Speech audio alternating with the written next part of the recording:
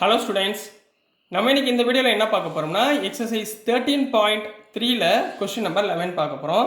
So question number 11ல் என்ன கொடுத்துருக்காங்கன்னா, a manufacturer has 3 machine operators. 3 machine operator வச்சுருக்காரு ஒரு மேனுஃபேக்சரர். பேர் வந்து ஏபிசி. சரிங்களா? அப்போ 3 ஈவெண்ட் வச்சுக்கோங்க. E1, E2, E3 3 ஈவெண்ட் இருக்குது.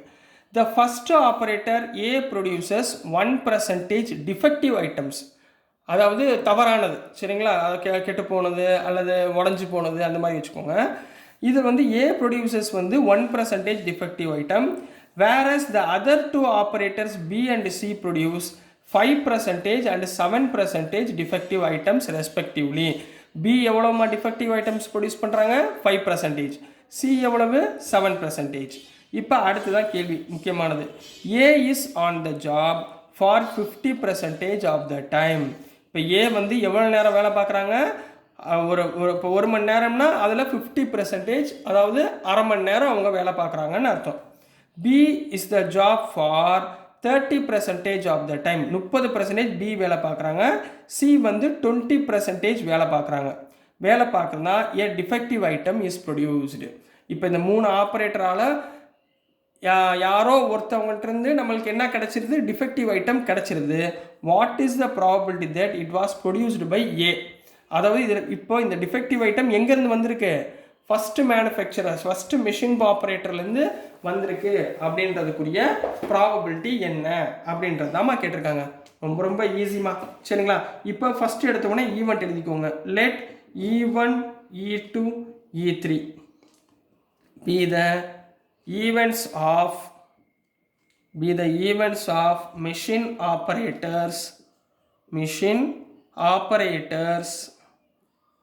A, B, C. இப்போ ஏபிசி ஆப்ரேட்டருக்கு E1, E2, E3ன்னு எடுத்துக்கிட்டாங்க. சரிங்களா? இப்போ அவங்க probability of E1 defective item எத்தனைமா கொடுத்துருக்காங்க? ப்ராபபிலிட்டி ஆஃப் E1னா என்ன அர்த்தம்? எவ்வளோ மணி நேரம் அவங்க வேலை பார்க்குறாங்க? 50% வேலை பார்க்குறாங்க. சரிங்களா? அப்போ எவ்வளவு? 50/100 அப்படியே இருக்கட்டும். சரிங்களா? அடுத்தது ப்ராபபிலிட்டி ஆஃப் E2 ஆப்ரேட்டர் எவ்வளோ மணி நேரம் வேலை பார்க்குறாரு? 30% வேலை பார்க்குறாங்க, அதாவது 30/100. அதே மாதிரி ப்ராபபிலிட்டி ஆஃப் E3 எவ்வளோ மணி நேரம் வேலை பார்க்குறாங்க? 20%, அதாவது 20/100. இதெல்லாம் கொடுத்துருக்காங்க. இப்போ இவங்க 3 பேர் சேர்ந்து என்ன பண்ணுறாங்க? டிஃபெக்டிவ் ஐட்டம் ஏதோ ஒன்று ப்ரொடியூஸ் பண்ணுறாங்க. அப்போ லெட் இந்த டிஃபெக்டிவ் ஐட்டம்க்கு ஒரு பேர் கொடுக்கணுமா? அதை என்ன கொடுத்துக்கலாம்? DB the defective item.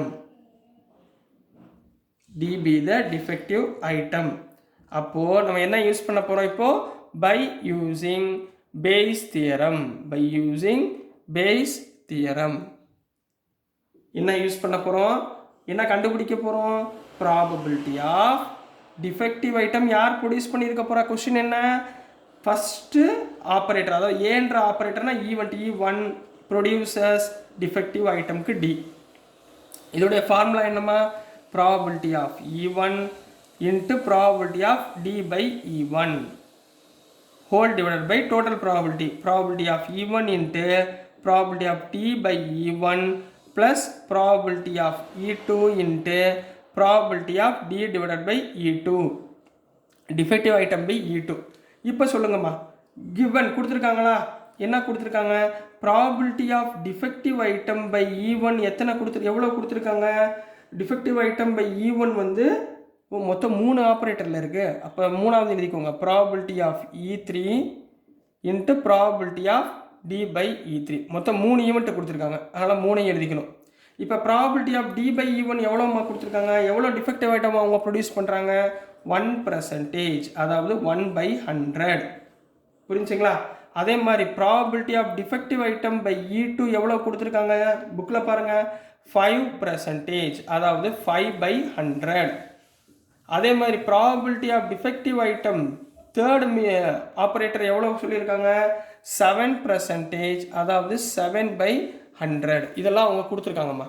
இது எல்லாத்தையும் தூக்கி இந்த ஃபார்முலாவில் சப்ஸ்டியூட் பண்ணுங்க பார்ப்போம். பேஸ் தியரத்தில் therefore probability of E1 produced by defective item equal to probability of E1 என்ன? 50/100 into D/E1 னா 1/100 whole divided by கீழே எழுதுங்கம்மா 50 by 100 into 1 by 100 plus second one 30 by 100 into 5 by 100 plus third one 20 by 100 into 7 by 100. சரிங்களா, இங்கே எல்லாமே 100 இருக்கா.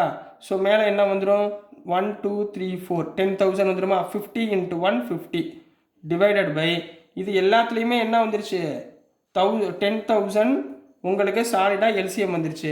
50 into 1 50 plus 30 into 5 150 plus 20 into 7 140. ரைட்டுங்களாம்மா. 10,000 cancel ஆயிடுச்சுங்களா. So remaining என்ன வந்துடும் 50 டிவைடட் பை 50 ப்ளஸ் 150 200 200 ப்ளஸ் 140 340 என்ன வந்துருச்சு 340.